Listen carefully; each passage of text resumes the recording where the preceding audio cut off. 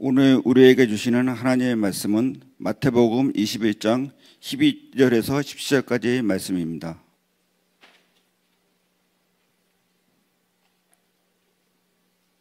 신약성경 35페이지입니다. 마태복음 21장 12절에서 17절 말씀.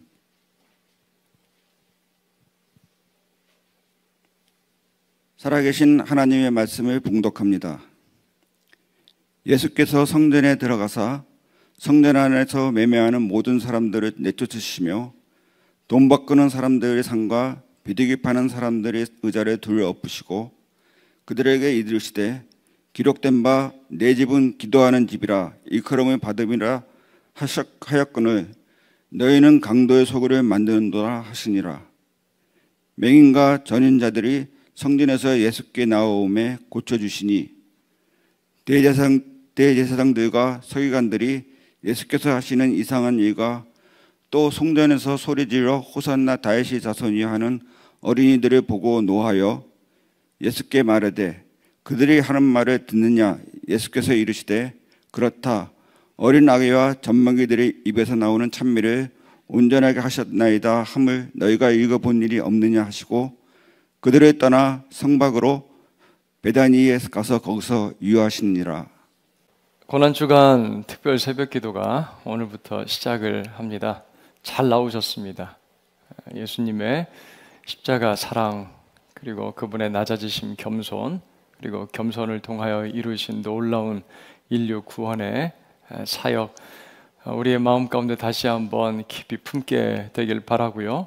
우리 예수님께 닿고 우리 예수님을 닮을 수 있는 귀한 우리 모든 새안의 성도님들 되길 주님의 이름으로 축복합니다.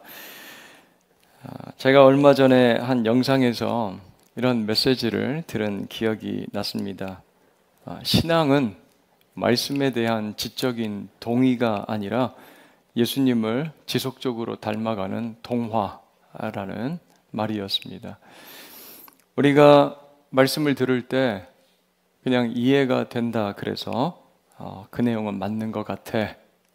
저 내용은 내가 동의할 만해. 그래서 고개를 끄덕이는 것이 아니라 말씀을 품고 그렇게 변화되어가는 동화의 과정이라는 것입니다. 우리가 어딘가에 닿는다는 것은 그런 의미, 경험이 아닐까라는 생각이 들었습니다. 제가 주일 일부 예배를 마치고 카페에 내려오면 권사님들을 만나서 인사를 하게 되는데, 그러면 우리 권사님 중에 한 분은 제 손을 잡고 꼭 이렇게 말씀을 하세요. 오늘은 목사님 손이 참네요. 그렇게 말씀을 하세요. 그러면 이렇게 두 손으로 제 손을 꼭 붙잡아 주십니다. 그러면 우리 권사님의 그 손에 따뜻한 온기가 금세 제 손으로 옮겨지는 것 같아요. 때로는 권사님의 손이 저보다 차가울 때가 있습니다. 아유, 권사님 손이 차갑네요 라고 그렇게 제가 말씀을 드리고, 그러면 제가 권사님을 두 손으로 꼭 잡아드릴 때가 있어요. 그러면 어떻게 됩니까? 두 사람의 체온이 나누어지고 따뜻했던 손에서 차가운 손으로 온기가 흘러가고 또 차가운 손이 금방 온기를 되찾는 것을 보게 됩니다. 이번 고난주간 특세 말씀을 이제 준비를 하면서 닿는다는 것은 이런 성격의 것이구나, 닿는다는 것은 이런 의미구나 생각을 들었습니다. 서로에게 영향을 끼치는 것이죠. 그냥 이 친구, 이 손이 차구나, 차갑구나, 그냥 그렇게 생각하는 것이 아니라 체온을 느끼고 내 따뜻함을 나누고 전달하는 것이 이 다음이라는 것이죠. 오늘부터 우리는 한 주간 사랑을 품다, 십자가에 이르다 라는 주제로 고난주간을 특별 새벽 기도회를 보내게 됩니다. 기억하기 쉽게 복음을 품다, 그 땅에 이르다, 똑같은 라임으로 맞췄어요. 사랑을 품다, 십자가에 이르다. 똑똑한 사람이니까 이렇게 또 하는 것 같아요. 우리 부목사님들하고 같이. 이 한 주간 동안 우리는 사랑을 품고 십자가를 향해 가시는 예수님과 닿는, 접촉하는 여러 장소와 사람들을 살펴보려고 합니다. 그리고 예수님과 닿을 때 어떠한 일들이 일어나는지 우리가 살펴볼 텐데요. 사랑하는 여러분, 이번 고난주간 새벽 예배를 통해서 예수님과 닿는 은혜와 능력을 경험하시길 주님의 이름으로 간절히 소원합니다. 예수님께 닿는 은혜가 우리들 가운데 넘치기를 바라요. 이렇게 예수님과 닿는 그 능력, 은혜를 경험하기 위해서 우리가 좀 결단을 했으면 좋겠습니다. 한 주간 결단을 했으면 좋겠는데, 오늘 받으신 책자가 있을 거예요. 닿다, 담다 이렇게 제목이 되어 있는데, 책자 표지 첫 장을 넘기면 미디어 회복 캠페인이라는 서약서가 있어요. 나는 고난주간 동안이라고 되어 있는데, 가능한 곳에 체크들을 한번 해보셨으면 좋겠습니다. 다 하셔도 좋아요. 새벽, 오후, 저녁 이렇게 되어 있는데, 내가 예수님께 닿기 위해서 영적으로 연결이 되고 또 접속하는 방법들이라고 여러분들 생각을 하셨으면 좋겠어요. 펜을 안 가져오셨으면 오늘 꼭 이제 집에 가셔서 해보세요. 끊을 것을 끊고 또 작정하고 결단하는 거예요. 새벽, 예수님의 희생과 사랑을 묵상하면서 기도하기로. 오후에는 예수님을 더 알기 위해 말씀을 읽고 묵상하기로. 저녁에는 예수님께 집중하고자 미디어를 절제하기로. 그리고 약속합니다. 몇 년, 몇 월, 며칠 소명 딱 하세요. 이 약속을 이번에 우리가 한 주간 실천을 하면서 혈루병에 걸린 여인처럼 예수님께 손을 뻗어서 그의 옷자락을 만질 수 있기를 간절히 소원합니다. 혈루병 걸린 여인이 끊어내잖아요. 자기를 향한 편견과 두려움과 사람들의 눈길, 이런 것들을 끊어낼 때 예수님께 용기를 내고 나아가서 그분의 옷자락에 손을 댈 수 있었던 것이죠. 우리도 삶 가운데서 정리해야 될 것들이 필요합니다. 끊어내야 될 것, 결단해야 될 것들이 분명히 있을 거예요. 이번 고난주간 예수님께 나아가 그분의 은혜의 옷자락, 그것에 닿고 그것에 만지는 데 있어서 방해가 되는 요소들을 여러분들 내려놓으실 수 있기를 바랍니다. 그리고 주님께 나아가서 담대하게 우리 주님을 만지고 우리 주님께서 우리에게 베풀어 주시는 놀라운 은혜를 경험했으면 좋겠어요. 그래서 그분의 거룩, 사랑, 겸손, 생명, 치유, 이러한 놀라운 예수님의 능력을 경험하는 우리 세안의 모든 믿음의 지체들 될 수 있기를 주님의 이름으로 축복합니다. 오늘은 첫째 날로 예수님의 이 거룩함이 닿는 곳에 대해서 살펴보려고 합니다. 어떤 변화가 일어나는지 보려고 해요. 제가 자주 입는 옷이 하얀색 와이셔츠입니다. 근데 하루는 좀 깜짝 놀랐어요. 새로 와이셔츠를 샀는데 그 앞에 옛날 입던 이전 셔츠를 딱 대니까 분명히 하얀색인 줄 알았는데 이게 아이보리 색깔인 거예요. 왜 그런지 아시겠죠? 이게 이제 오래되다 보니까 색깔이 바래가지고 하얀색이 다른 색깔로 약간 변한 것 같아요. 그런데 새 와이셔츠를 딱 갖다 대니까 금방 알겠더라고요. 아, 이게 하얀색이 아니구나 라는 걸. 오늘 말씀에서 볼 수 있는 모습입니다. 예수님의 거룩함이 닿을 때 가장 거룩하고 깨끗해야 되는 성전이 그렇지 못한 모습이고, 그곳을 깨끗하게 청소하시고 변화시키고 계시는 예수님의 사역을 우리가 보게 되는 것이죠. 집에 예상하지 않았던 손님이 갑자기 찾아오면 우리는 무엇을 합니까? 서둘러서 청소를 합니다. 널브러져 있던 거 방 안에다 전부 다 갖다 놓잖아요. 그러지 않으신가요? 예수님께서 우리 가정에 그리고 우리 교회에 방문하신다면 우리는 어떻게 반응을 할까요? 우리 예수님께서는 그런 모습을 보시면서 뭐라고 말씀을 하실까? 또 우리가 정리하고 치워야 되는 것들이 우리의 삶 가운데 있다면 그것이 무엇일까? 오늘 말씀을 준비를 하면서 생각을 해보게 됩니다. 새롭게 한 해를 시작을 하고 대청소를 하시는 분들이 있어요. 집을 깨끗하게 소재를 하시는데 우리 세안교회에도 봄맞이 대청소가 있잖아요. 이제 한 걸로 제가 생각이 나는데 아직 안 했나요? 안 했으면 할 날이 올 겁니다. 묵은 때를 벗겨내고 지저분한 것들, 쌓였던 쓰레기를 내버리는 것처럼 우리 영혼과 교회에도 이런 영적인 청소가 필요합니다. 어제 주일 말씀에 우리 예수님 6월절을 앞두고 예루살렘 성으로 들어가셔요. 그리고 바로 가신 곳이 어디냐면 성전입니다. 예수님 바로 성전으로 찾아가세요.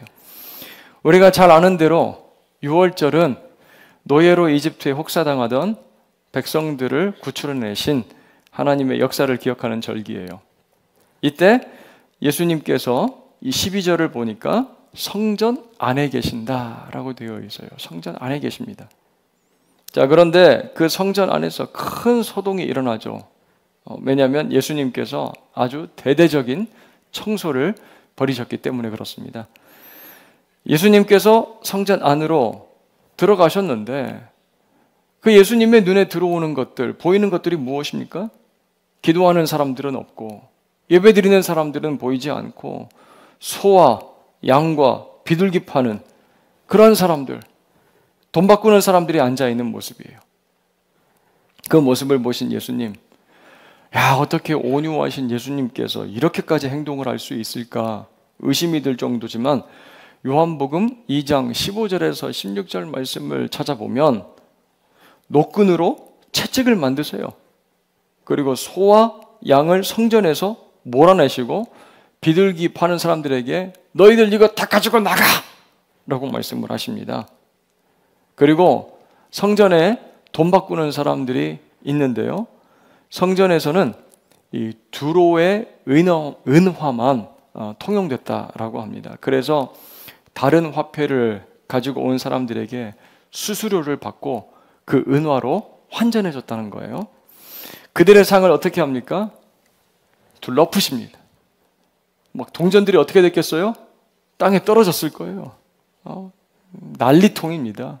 예수님께서 막 상을 뒤집어 엎으셔서요.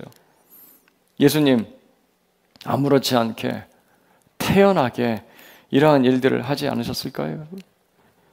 예수님의 표정 그리고 숨소리를 한번 상상을 해보세요. 예수님 어떤 모습이셨을까? 흥분하시고 거친 모습인 것 같고 화난 표정이었을 거예요.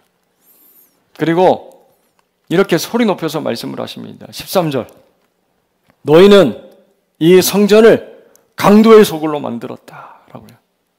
너희는 이 성전을 강도의 소굴로 만들었다. 예수님께서 왜 이렇게 분노를 하셨을까요, 여러분? 그리고 어떻게 보면 과격하리만큼 이렇게 행동하신 이유가 무엇이었을까요? 소와 양을 판매하고 돈을 바꿔주고 있는 이 환전상들, 어떻게 보면 예배를 위해서 꼭 필요한 재물 그리고 화폐를 제공하는 사람들이죠. 종교 지도자들도 이러한 행위를 허용을 했습니다. 율법으로도 문제 삼을 만한 그러한 사안은 아니었다라고 해요. 자, 그런데 예수님께 무엇이 보인 거예요? 장사하는 것을 본 것입니다. 장사하는 걸 본 거예요. 그래서 이렇게 말씀을 하십니다. 내 아버지의 집으로 장사하는 집을 만들지 말라라고 다른 본문에 이렇게 기록이 되어 있어요. 긴 여행을 하는 순례자들 그리고 예배자들은 희생의 제물을 자기 먼 집에서 끌고 올 수가 없어서 어쩔 수 없이 현장에서 값을 지불하고 그곳에서 제물들을 사야만 했습니다. 그런데 그 제물을 가지고 어떻게 하는 거예요? 장사합니다. 바른 가격에 파는 것이 아니라 장사하는 거예요. 제물에 웃돈을 붙여서 수익을 내려고 합니다. 그리고 환전도 높은 수수료를 붙여서 폭리를 취합니다. 그런데 이러한 거래가 이루어지는 곳이 어디라고요? 이방인들이 유일하게 예배를 드릴 수 있었던 이방인의 뜰이었어요. 6월절 자신들을 구원하신 그 하나님을 깊이 생각하며 그 하나님께 다 은혜를 받고 기도하며 예배해야 되는 이 장소가 지금 무엇으로 가득한 거예요? 수익을 많이 올리려는 장사꾼들의 탐욕, 또 그곳에서 장사하려는 사람들에게 자릿세를 받아서 성전의 수입을 늘리려고 하는 종교 지도자들, 그들의 부패와 속임수, 거짓이 가득한 거예요. 그래서 예수님은 분노하면서 이렇게 외치고 계십니다. 너희는 이곳을 강도의 소굴로 만들고 있다라고. 이곳을 강도의 소굴로 만들고 있다. 그곳에서 유일하게 예배드릴 수 있는 이방인들조차 발 못 붙이게 하고 쫓아내고 있는 거예요. 밖으로 밀려나 버렸습니다. 그러한 곳에선 우리 하나님께서도 발붙일 틈이 없으신 것 같아요. 그러한 예배를 받으시겠어요? 기도하고 예배하고 싶은 이들도 그곳에 서 있을 수 없는 곳이 돼버리고 말았어요. 그 모습을 보신 예수님 분노하십니다. 막 속에서 화가 일어나는 거예요. 그래서 예수님은 그 모든 것을 다 쫓아내십니다. 상을 뒤집어 엎으시는 거예요. 사랑하는 여러분, 성경은 성전이 성령이 거하시는 우리가 하나님의 성전이라고 말씀을 해요. 우리의 몸이며 성도들의 모임이라고 말씀을 하세요. 고린도전서 3장 16절 말씀 가서 보면 너희가 하나님의 성전인 것과 하나님의 성령이 너희 안에 거하시는 것을 너희가 알지 못하느뇨 라고 합니다. 성령이 거하시는 우리의 몸이 하나님의 성전이고 우리의 모임이 하나님의 성전이다 라고 말씀하시는 거예요. 성령이 거하셔야 되는 거룩한 성전, 우리의 몸, 공동체, 예수님께서 말씀하신 것처럼 기도하는 집이어야 됩니다. 거룩한 하나님과의 만남이 있는 곳이어야 돼요. 하나님을 만나고 말씀으로 채우고 순종하며 살아가는 모습이 우리 성전 가운데 있어야 합니다. 그런데 예배가 사라지고 말씀과 기도로 채우지 않습니다. 무엇으로 그 안을 채우기 시작합니까? 그러면 세상의 것들, 욕심, 즐거움, 비교의식, 불안함, 우울함, 이러한 것들이 우리의 마음 중심 가운데 좌판을 펼치고 자리를 잡을 때가 있어요. 그것들이 판을 칩니다. 그 모습을 바라보시는 예수님, 오늘 성전 안에 들어오신 것처럼 분노하십니다. 화가 나시는 거예요. 안타까워하세요. 내 사랑하는 자녀, 하나님의 거룩한 성전된 내 자녀들이 왜 저런 것들에 붙잡혀 있나? 우리 주님 화내시는 거예요. 거룩한 성전 우리의 몸과 마음이, 그리고 성도들의 모임이 왜 강도의 소굴이 되어 있는가 외치십니다. 그리고 청소하기를 원하시는 거예요.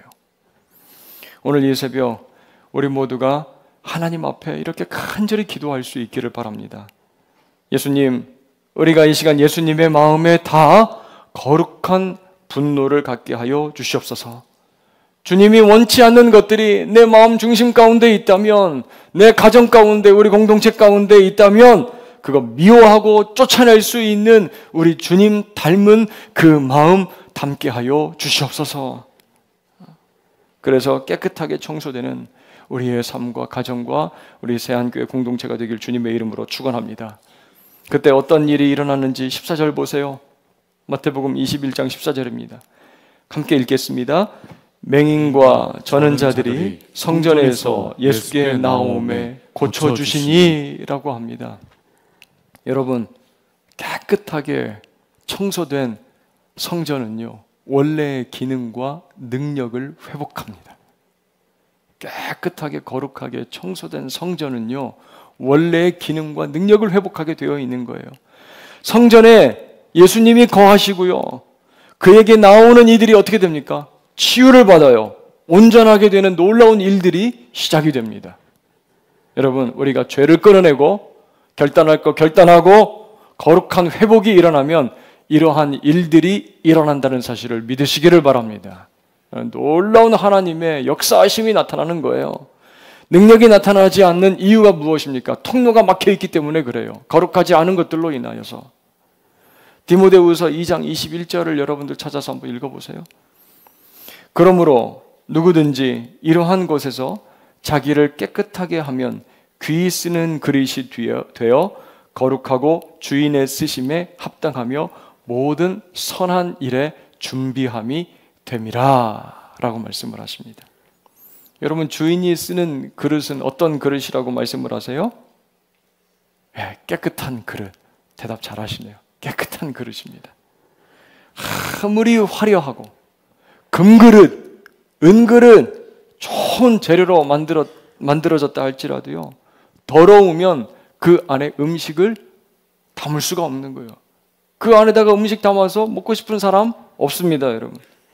나무 그릇이라도 깨끗하게 잘 설거지를 해놓으면 그 그릇 사용하게 되어 있는 거예요. 음식을 담을 때. 사랑하는 성도 여러분, 이번 고난주간 예수님의 놀라운 능력, 특별히 우리를 치유하고 회복시켜 주시는 그 은혜, 우리 주님의 손길에 다 그 놀라운 은혜를 경험할 수 있게 되기를 주님의 이름으로 축원합니다. 그렇다면 우리는 먼저 깨끗하게 치워져야 돼요. 깨끗하게 청소가 되어야 합니다. 예수님이 우리 안에 들어오셔서 다스리시고 통치하시도록, 역사하시도록 거룩하지 않은 것들을 비워내야 돼요. 청소해야 합니다. 내 집은 만민의 기도하는 집이라 말씀하시는 것처럼 우리가 주님 앞에 나와 뜨겁게 기도해야 돼요. 기도해야 합니다. 오늘 이 새벽 우리가 이렇게 기도합시다.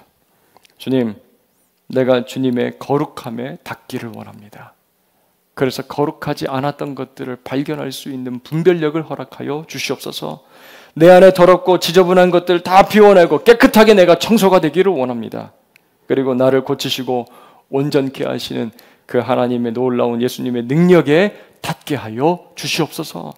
그렇게 기도할 때 우리의 삶과 가정과 새한교회 역사하시는 우리 예수님의 치유의 능력, 온전케 하시고 회복시키시는 놀라운 능력을 경험하는 저와 여러분들 모두가 될 수 있기를 주님의 이름으로 축원합니다.